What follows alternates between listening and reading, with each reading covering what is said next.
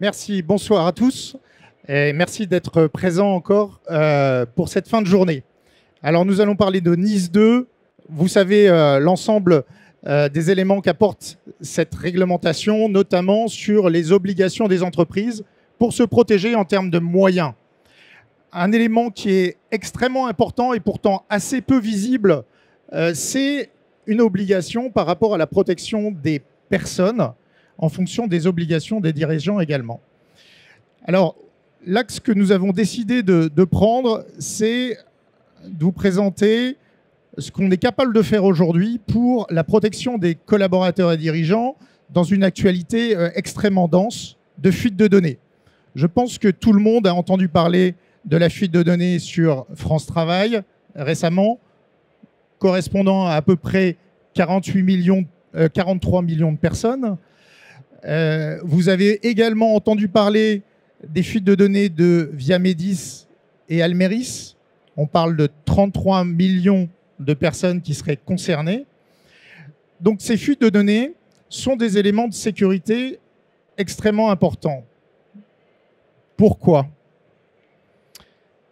Premier élément, vous connaissez les attaques cyber. 80 à 90% des attaques cyber s'appuient sur des vulnérabilités humaines. Que sont les vulnérabilités humaines ? Ce sont des données personnelles, ce sont des informations sur les cibles, sur les collaborateurs et dirigeants qui vont permettre de créer des scénarios crédibles d'attaque en ingénierie sociale. Donc 80 à 90% des attaques, vous avez les DDoS et vous avez les autres attaques qui passent par de l'ingénierie sociale. Un autre élément qui est extrêmement important et qui vous permet aussi de comprendre une clé de la recrudescence des attaques cyber. À l'autre bout de la chaîne, à la fin d'une attaque cyber, 55% des attaques cyber se traduisent par de l'extraction de données personnelles. Ce sont les chiffres de la DRSD. Donc vous voyez, vous avez une création de cercles vicieux, une spirale extrêmement négative qui sont exploitées par les hackers aujourd'hui pour des attaques cyber, des fraudes, de la manipulation, de l'ingénierie sociale. Alors à partir de là, la question est comment travailler sur un risque aujourd'hui mal identifié qui est l'ingénierie sociale et comment finalement briser cette spirale infernale des attaques, des fuites de données qui donnent de plus en plus d'attaques, de plus en plus de fuites de données. Nous avons travaillé au sein d'Another Way sur une approche, un processus qui va permettre d'engager une organisation sur la protection de ses collaborateurs et dirigeants. Alors, quand on parle des fuites de données, on parle de données personnelles. Quand on parle des collaborateurs et dirigeants, on parle de l'humain. Donc, c'est un sujet complexe, souvent plus compliqué à aborder qu'un ensemble de solutions purement technologiques que l'on peut déployer sur d'autres environnements. De notre côté, nous avons mis en place une approche qui va s'appuyer sur deux étapes. Deux étapes qui permettent de coller aux obligations légales de l'entreprise en termes de RGPD. Première étape, on va créer un tableau de bord de risque qui va permettre une évaluation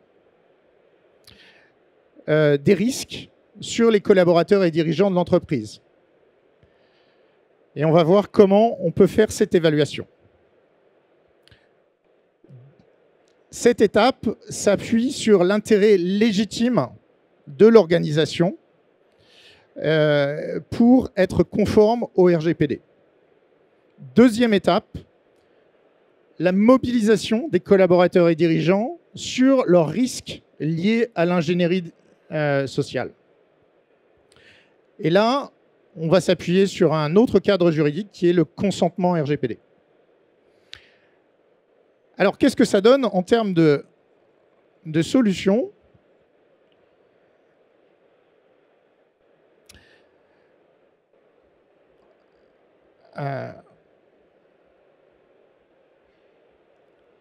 D'abord, ce tableau de bord.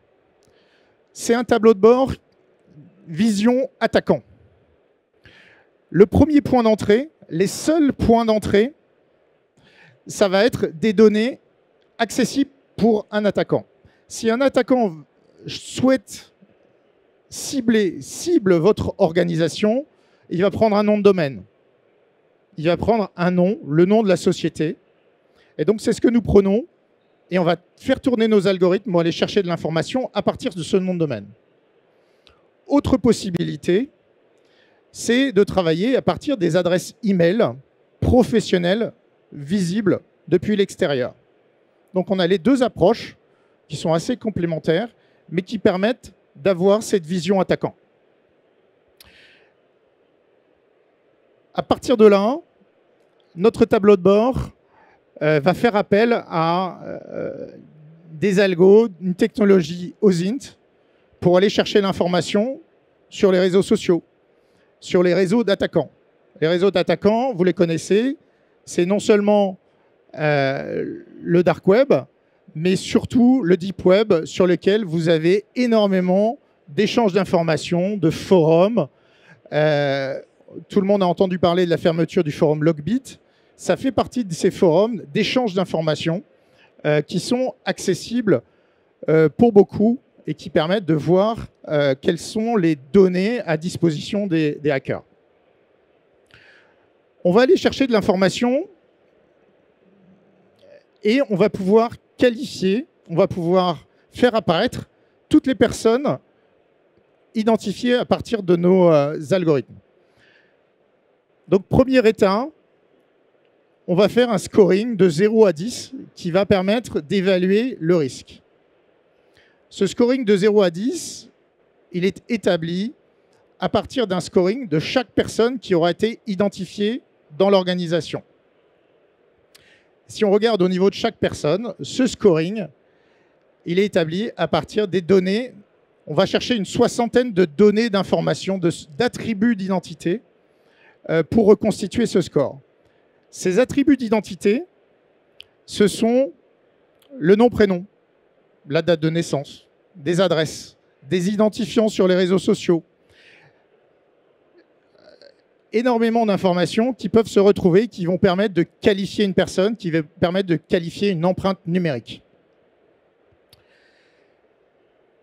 Et clairement, plus vous avez de données sur une personne, plus vous avez ces informations visibles, plus vous faites, entre guillemets, involontairement de la publicité sur vous, et plus vous avez de chances d'être attaqué.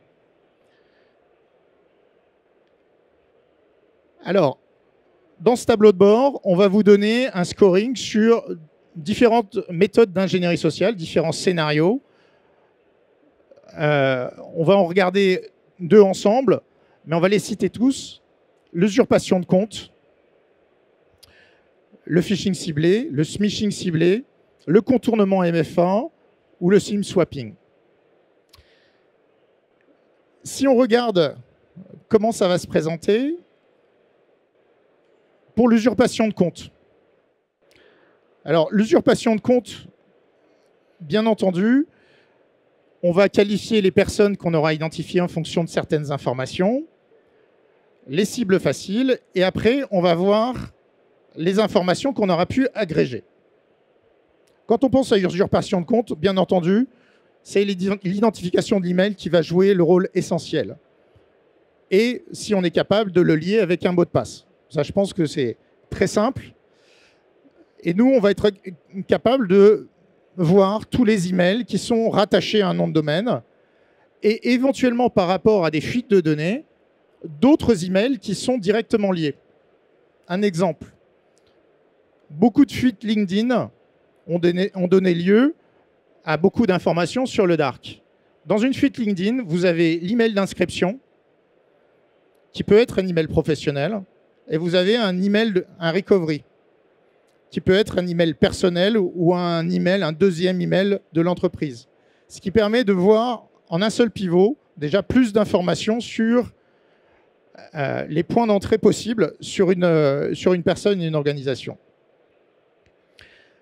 Alors, sur l'usurpation de compte, on va avoir ces attaques directes. Et puis, on va avoir des attaques qui vont être plus indirectes. Comme je vous l'ai dit, on identifie les emails professionnels et certains emails potentiellement privés.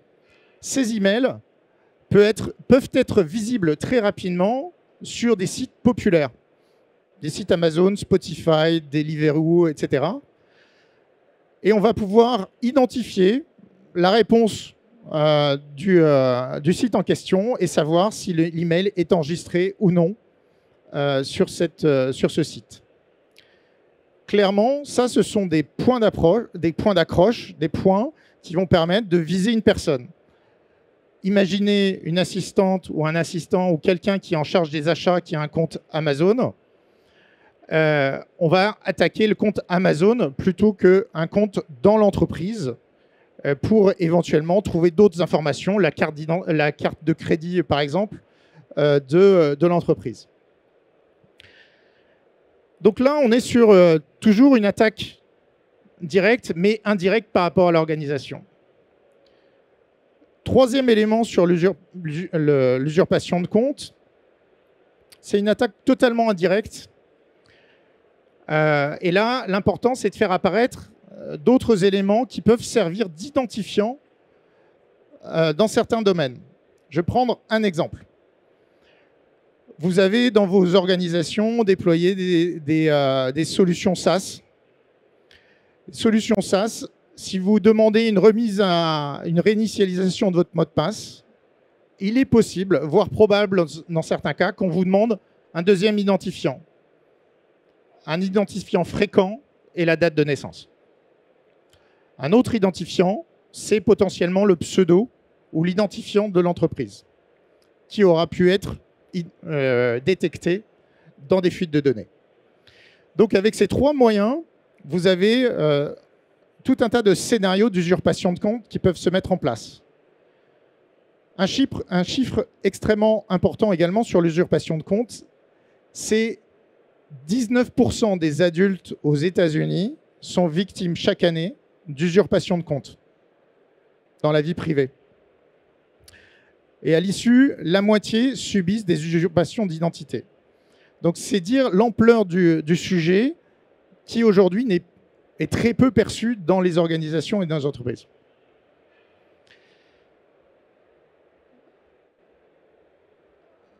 Maintenant, si on regarde un autre type d'ingénierie sociale, on va parler de phishing ciblé. Donc le phishing ciblé, je pense que vous connaissez tous.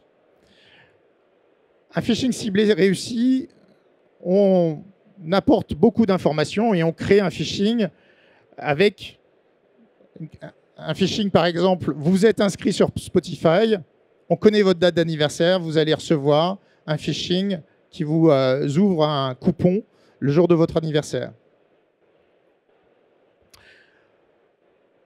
Vous êtes tous présents ici au FIC.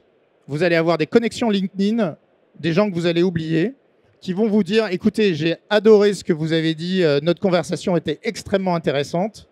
J'ai moi-même fait une étude où je vous ai pris en photo. Cliquez ici sur le lien pour récupérer ce document ou cette photo. » Beaucoup d'entre nous, flattés dans leur ego, vont cliquer sur ce lien et LinkedIn n'est pas encore vu par tous comme un moyen de phishing standard. Or ça, lorsqu'on fait une recherche toujours sur le nom de domaine ou sur l'email professionnel, on va voir des gens qui sont inscrits sur LinkedIn ou sur Facebook, sur Insta, avec leur email professionnel. Ça peut vous paraître étrange, mais pour beaucoup, ça veut dire qu'ils ont vraiment très confiance dans leur RSSI. Ils se disent qu'ils sont extrêmement bien protégés au boulot, plus que chez eux, et donc ils vont utiliser leur email pro. Alors, on peut trouver très rapidement, et vraiment en surface, dans les bases de données fuitées, ou même sur les réseaux sociaux, des informations à partir de l'email pro ou à partir du nom de domaine. On va même trouver des numéros de sécurité sociale. Alors, dans l'exemple, on n'en a pas montré, Mais à n'en pas douter, les fuites via Médis et Almeris vont donner lieu à énormément d'attaques sur des comptes de mutuelles, sur des comptes, sur des emails de l'ACNAM, etc. Un autre élément sur les phishing ciblés, bien entendu, c'est l'enregistrement sur des sites populaires. Et puis, des éléments géographiques. Vous avez tous sur votre compte LinkedIn un point d'ancrage. Vous allez annoncer votre ville, la région ou le pays. Le phishing ciblé va exploiter cette information-là. Vous allez avoir un coupon Amazon ou un coupon sur tel environnement limité à telle géographie. Et là, ça donnera un taux de succès encore plus important. Alors, une autre façon de voir aussi cette visibilité sur la géographie, où sont localisées, où sont annoncées les personnes, c'est qu'on peut découvrir aussi des personnes qui s'annoncent de la société et qui ont des géographies exotiques. On a notamment un client qui ne travaillait qu'en France, qui a découvert comme ça qu'il avait des agents commerciaux à Moscou, au Brésil et en Thaïlande. Bien entendu, l'objectif, c'est de créer des escroqueries, de faire de la fraude sous faux pavillon pour leur propre intérêt. Alors, comme vous le voyez, vous avez déjà, en termes agrégés, sur une organisation, beaucoup d'informations qui vont permettre de mesurer la surface d'attaque de votre organisation. Alors, je ne vais pas revenir sur la partie spear smishing, mais on comprend qu'en mettant le numéro de téléphone, on va faire des attaques sur WhatsApp, on va faire des attaques sur Signal qui commencent, et on va exploiter au maximum l'ensemble des autres informations qu'on trouve. Contournement du MFA, on va utiliser des informations multiples pour faire du contournement de MFA. Et juste un point sur le SIM swapping. Le SIM swapping, nous travaillons avec des banques. Pour certaines banques, ça représente 20% des fraudes bancaires. Vous avez un numéro de téléphone qui n'appartient pas à une flotte. Quelqu'un connaissant ce numéro va appeler votre opérateur, va lui dire « Je suis en vacances, mon adresse s'étend parce qu'il la connaît. Voilà, envoyez-moi cette carte SIM à ma nouvelle adresse parce que j'ai perdu mon téléphone, etc. etc. » 20% des fraudes bancaires. Alors, une fois qu'on a ça, on va pouvoir avoir un tableau des cibles faciles au sein de l'entreprise.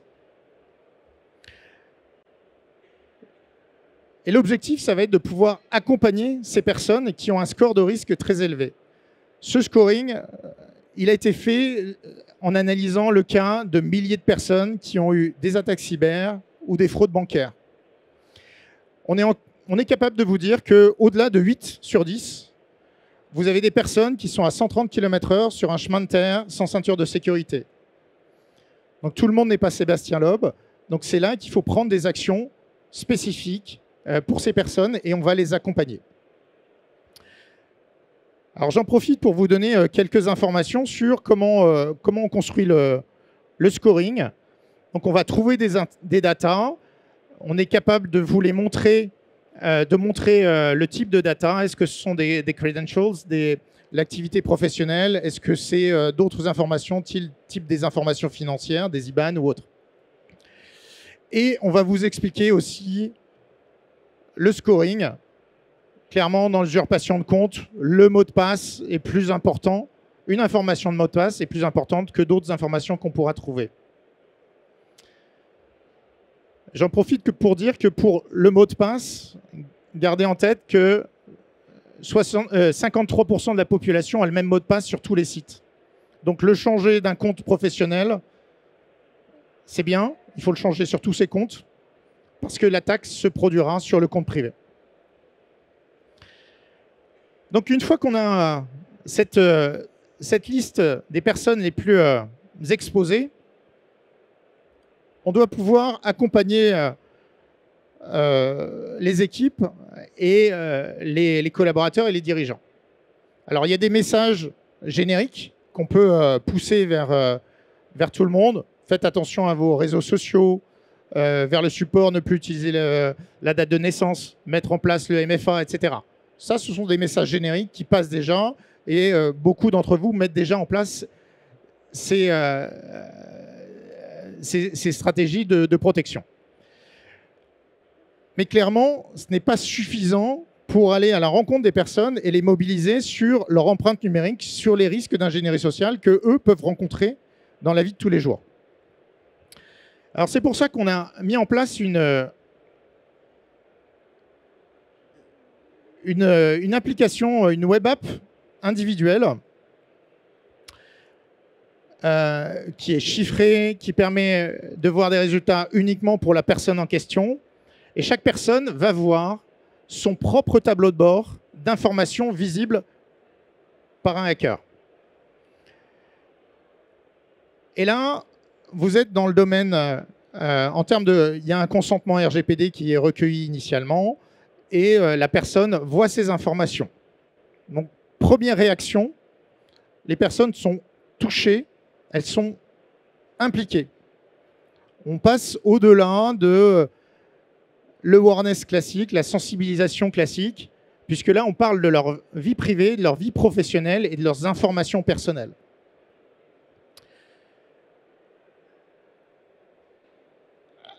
Alors, on va expliquer quelles sont les sources d'informations. Est-ce que c'est Facebook? Est-ce que ce sont les réseaux sociaux? Est-ce que ce sont des fuites d'informations? Quel type de fuite d'informations? On va donner vraiment beaucoup de contexte afin qu'il y ait une compréhension réelle de la menace. Et ensuite, on va donner quel type d'information exacte on voit. Est-ce que c'est un email pro? Est-ce que c'est un email perso? Dans quelle fuite c'est apparu? Pour pouvoir se mettre à corriger et à travailler sur l'ingénierie sociale.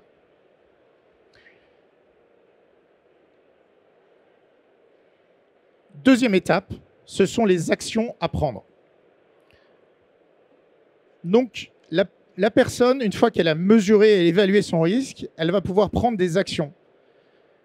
Alors, il y a des éléments qui sont de l'ordre de la prudence. Mais lorsque vous avez vu vos propres données, vues par un hacker, la prudence devient beaucoup plus naturelle que si on vous parle d'un sujet théorique. Donner un exemple sur, voilà, on voit mes photos Facebook. L'action qu'on va proposer, alors l'application ne prend pas l'action,